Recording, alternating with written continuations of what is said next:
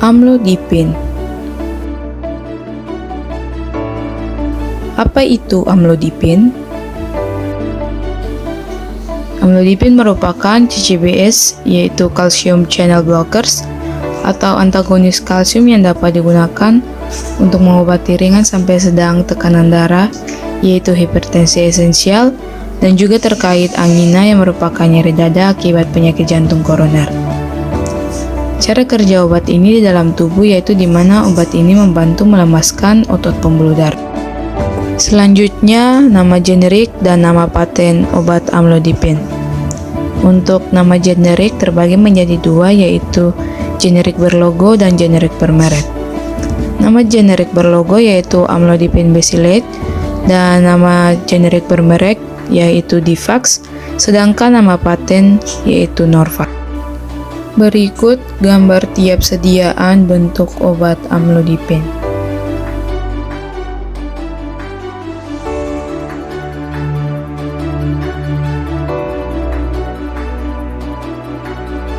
Golongan obat. Amlodipin termasuk golongan obat sebagai penghambat saluran kalsium. Amlodipin bekerja dalam merelaksasi pembuluh darah sehingga darah yang akan mengalir lebih mudah. Amlodipin juga biasanya digunakan untuk mencegah beberapa jenis penyakit seperti penyakit nyeri dada atau dikenal dengan angina. Amlodipin termasuk dalam golongan obat keras yang memerlukan reseptor. Obat keras biasanya mempunyai tanda khusus berupa lingkaran bulat merah dengan garis tepi berwarna hitam dengan huruf K di tengah yang menyentuh garis tepi. Klasifikasi obat amlodipin termasuk dalam calcium channel blockers (CCBS) atau antagonis kalsium. Indikasi dan kontraindikasi. Secara umum, indikasi penggunaan amlodipin adalah untuk mengobati atau untuk terapi hipertensi dan profilaksis angina dengan dosis umus 5 mg hingga 10 mg per hari. Pertama, dalam mencegah atau mengurangi angina, biasanya dosis penggunaan amlodipin adalah dosis awal 5 mg sekali sehari, ditingkatkan 2, mg setiap 7-14 hari hingga mencapai dosis maksimal 10 mg per hari.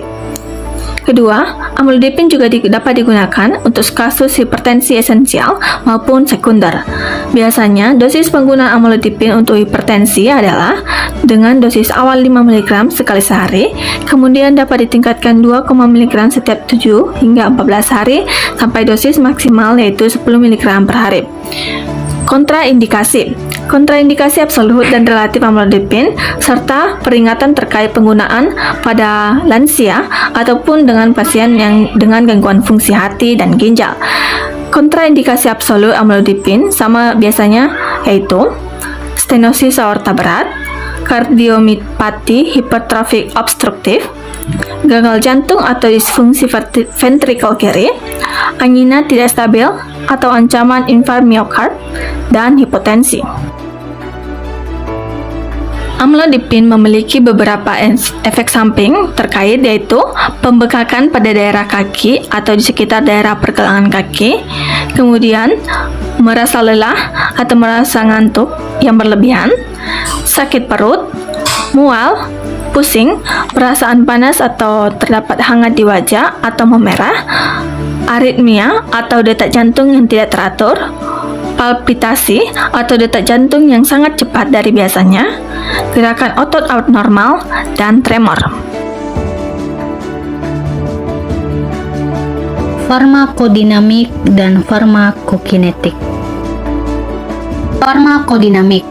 Amlodipin merupakan golongan penghambat kanal kalsium generasi kedua dari kelas 1,4 dihidropiridin DHP.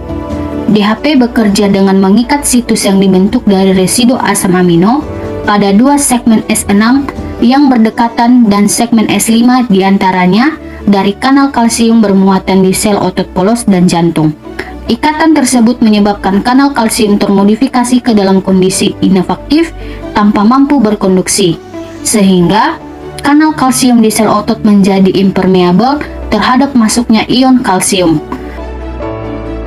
Hambatan terhadap influx ion kalsium ekstraseluler tersebut menyebabkan terjadinya vasodilatasi, penurunan kontraktilitas miokard, dan penurunan tahanan perifer. Amlodipin memiliki aktivitas lebih tinggi pada kanal kalsium yang terdepolarisasi. Sel otot polos vaskular memiliki potensial membran yang lebih terdepolarisasi dibandingkan sel otot jantung, sehingga efek fisiologis amlodipin lebih nyata di jaringan vaskular dibandingkan di jaringan jantung. Farmakokinetik. Nah, pada aspek farmakokinetik ini, amlodipin mencakup aspek absorpsi, distribusi, metabolisme, dan ekskresi obat. Pertama, absorpsi. Amlodipin cepat diserap menyusul konsumsi oral dengan biofasilibilitas hingga mencapai 64%. Konsentrasi amlodipin dalam plasma mencapai puncaknya 6-12 jam setelah dikonsumsi dan setelah melalui metabolisme di hati. Kadar plasma semakin meningkat dengan penggunaan amlodipin jangka panjang sehubungan dengan masa paru eliminasi yang panjangnya sekitar 35-48 jam dan efek saturasi metabolisme hepatik. Kadar plasma ini akan stabil setelah pemberian amlodipin secara rutin selama 7-8 hari.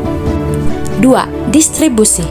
Mengingat volume distribusinya yang besar, amlodipin terdistribusi masif ke kompartemen jaringan.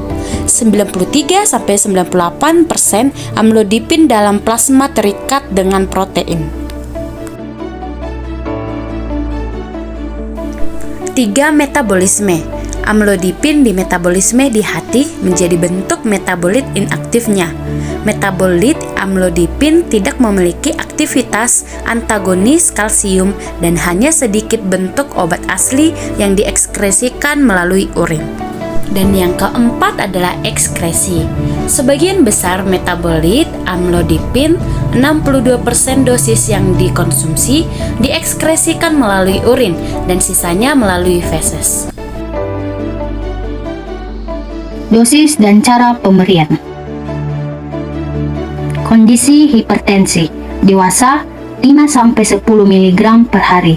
Untuk anak-anak 6-17 tahun yaitu 2,5-5 mg per hari. Kondisi angina pectoris untuk dewasa 5-10 mg per hari. Dosis untuk arteri koroner dan angina untuk dosis dewasa usia 18-64 tahun yaitu dosis awal yang khas 5 mg diminum sekali sehari, dosis maksimum 10 mg per hari, dosis anak dari usia 0-17 tahun, dosis senior usia dari 65 tahun ke atas, dosis umumnya yaitu 5 mg diminum sekali sehari. Pertimbangan, dosis khusus untuk pengidap penyakit hati, dosis yang dianjurkan adalah 2 mg diminum sekali sehari. Aturan pakai lainnya. Ingat, jika tablet oral amlodipin digunakan untuk pengobatan jangka panjang, maka ia datang dengan risiko serius. Jika kamu tidak menganggapnya seperti yang ditentukan, berikut beberapa masalah yang bisa terjadi. Jika tidak meminumnya sama sekali atau berhenti meminumnya, maka tekanan darah atau nyeri dada mungkin bertambah parah. Hal ini dapat menyebabkan masalah serius seperti stroke atau serangan jantung. Jika melewatkan dosis, tekanan darah atau nyeri dada mungkin bertambah buruk. Hal ini dapat menyebabkan masalah serius seperti stroke atau serangan jantung. Jika kamu melewatkan satu dosis, minumlah segera setelah kamu ingat. Jika sudah lebih dari 12 jam sejak kamu melewatkan dosis, lewati dosis itu dan minum dosis berikutnya pada waktu biasanya kamu minum obat. Nursing consideration. 1. Perawat harus tahu bahwa pasien sedang menggunakan amlodipin jika akan menjalani tindakan operasi termasuk operasi gigi. 2. Perawat harus tahu jika pasien sedang mengonsumsi obat, suplemen atau produk herbal tertentu. 3. Jangan menggunakan amlodipin jika Anda alergi terhadap obat ini atau produk herbal tertentu. Pada indeks keamanan kehamilan, untuk obat amlodipin ini masuk di kategori C, yaitu studi pada binatang percobaan memperlihatkan adanya efek samping terhadap janin, namun belum ada studi terkontrol pada wanita hamil. Berikut adalah risiko yang dihadapi oleh ibu hamil maupun bayinya ketika terjadi hipertensi pada kehamilan.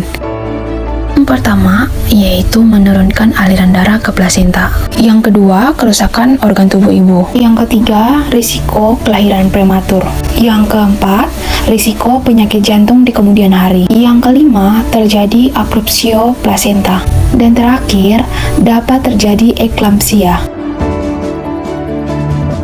Apakah obat amlodipin ini bisa dikonsumsi oleh ibu hamil? Obat amlodipin ini boleh dikonsumsi jika besarnya manfaat yang diharapkan melebihi besarnya risiko terhadap janin. Menurut penelitian yang dilakukan, pada 8 bayi yang lahir cukup bulan dari ibu yang mengonsumsi amlodipin 5 mg per hari.